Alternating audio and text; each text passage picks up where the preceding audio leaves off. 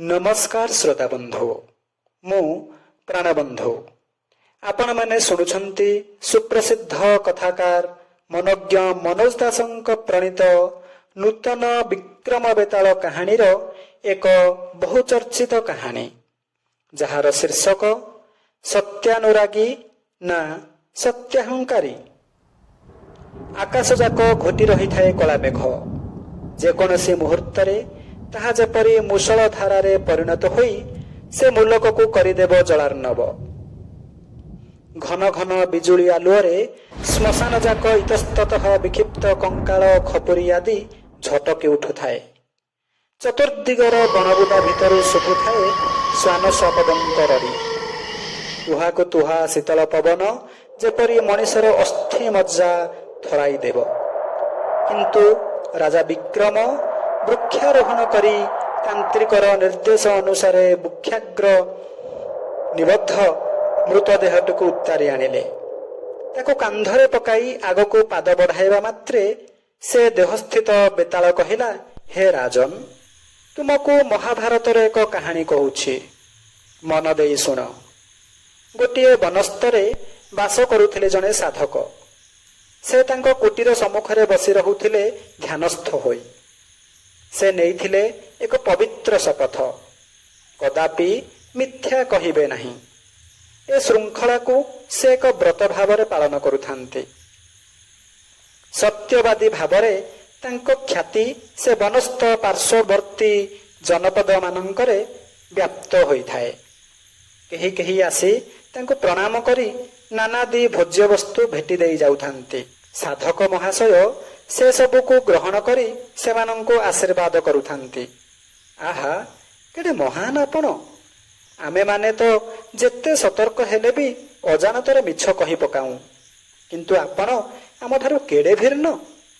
केबे केबे विशिष्ट व्यक्ति माने एहीपरि भाषारे तांको बधेई जनाउथांती।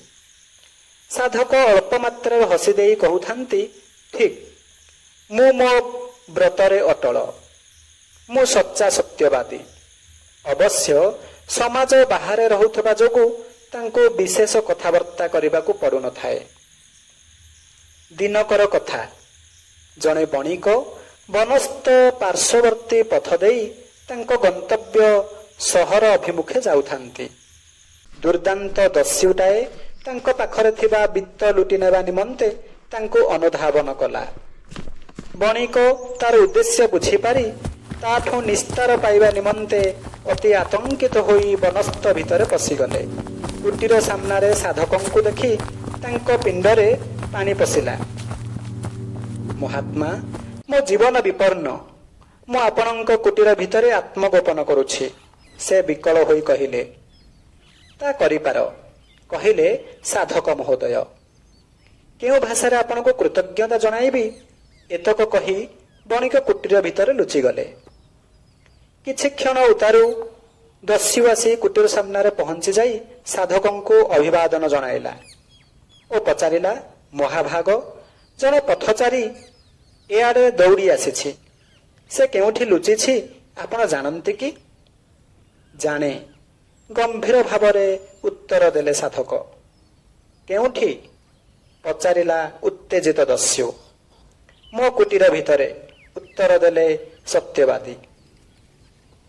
दस्यु तत्क्षणात कुटीर भितर को पशि जाई बणिकंकु टाणी टाणी बाहर को नहीं आसिला एवं अदूररे हत्या करी तांको पाखरे थिबा अर्थ और अन्य मूल्यवान सामग्री नहीं गला।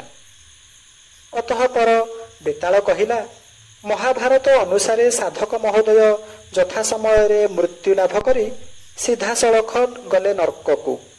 राजन, यह तो बड़ विचित्र कथा।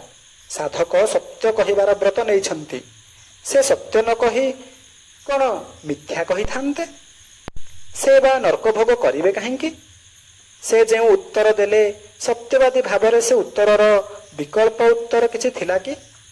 पारिले उत्तर दियो, न पारिले तुम शिर हेब विदीर्ण। बेताल उत्तर देले राजा। से तथाकथित साधक व्रतचारी नथिले, से थिले अहंकारी। सत्य प्रति सम्मान जोग नुहे तांको ठारू अधिक सत्यवादी आउ केही नहीं। ଏହି ଧାରଣା ରୂପକ ଆତ୍ମମ୍ଭରିତା ଚାଳିତ ହୋଇ ସେ ବଣିକ ବିଚରାକୁ ମୃତ୍ୟୁମୁଖକୁ ଠେଲିଦେଲେ। ସତ୍ୟ କଥନର ଦ୍ୱାହି ଦେଇ ଆଶ୍ରିତକୁ ରକ୍ଷା କରିବାର ପବିତ୍ର ପରମ୍ପରା ଉପରେ କୁଠାରାଘାତ କରି ପାପାର୍ଜନ କଲେ। ତୁମେ ପ୍ରଶ୍ନ କରୁଛ, ସାଧକ ଜଣକ ସତ୍ୟ କଥନରୁ ବିଚ୍ୟୁତ ନ ହୋଇ ଅନ୍ୟ କୌଣସି ପ୍ରକାର ଉତ୍ତର ଦେଇପାରିନଥାନ୍ତେ କି? ଅବଶ୍ୟ ଦେଇପାରିଥାନ୍ତେ। ସେ କହିପାରିଥାନ୍ତେ ଯେ ପଥଚାରୀ କେଉଁଠାରେ ସେ ଜାଣନ୍ତି, କିନ୍ତୁ ଦସ୍ୟୁକୁ ତାହା ଜଣାଇବାକୁ ସେ ଚାହାନ୍ତି ନାହିଁ। ଏହା କହିଥିଲେ ତାଙ୍କ ବ୍ରତ ଅଖଣ୍ଡ ରହିବା ସଙ୍ଗେ ସଙ୍ଗେ ବଣିକର ଜୀବନ ମଧ୍ୟ ଯାଇନଥାନ୍ତା। ରାଜା ଯଥାର୍ଥ ଉତ୍ତର ଦେବା ସଙ୍ଗେ ସଙ୍ଗେ ବେତାଳ ତାଙ୍କ କାନ୍ଧରୁ ଖସିଯାଇ ପୁନର୍ବାର ବୃକ୍ଷାଗ୍ର ସଂଲଗ୍ନ ହେଲା। ଧନ୍ୟବାଦ।